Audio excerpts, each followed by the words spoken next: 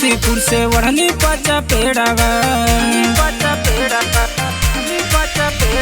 सिंगरवा लैहा तुलसीपुर से वढ़नी पचा पेड़ावा पढ़नी से दिलवैया राजा सूट रंग का लारावा घूमल जाई सिद्धत नगर में नैपल के किनारावा घूमल जाई सिद्धत नगर में नैपल के किनारावा घूमल जाई सिद्धत नगर में नैपल के किनारावा।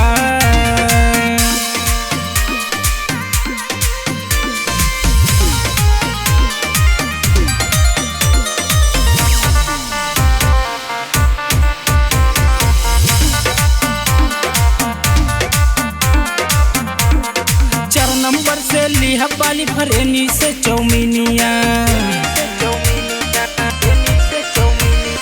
4 नंबर से लिहा वाली फरेनी से चौमिनिया मिजुगढ़ से जइया राजा चंद्रौता सहारावा घूमल जाई सिद्धत नगर में नैपल के किनारावा घूमल जाई सिद्धत नगर में नैपल के किनारावा घूमल जाई सिद्धत नगर में नैपल के किनारावा।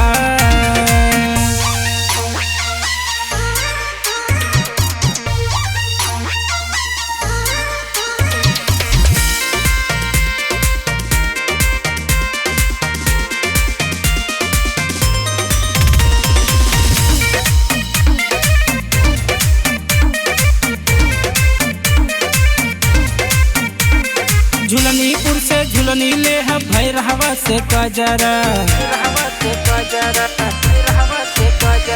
झुलनीपुर से झुलनी ले भैरहवा से कजरा दीपू दीपक शंभू से लड़ाई खूब नजारावा सिद्धत नगर में घूमल जाई नैपल के किनारावा सिद्धत नगर में घूमल जाई नैपल के किनारावा सिद्धत नगर में घूमल जाई नैपल के किनारावा।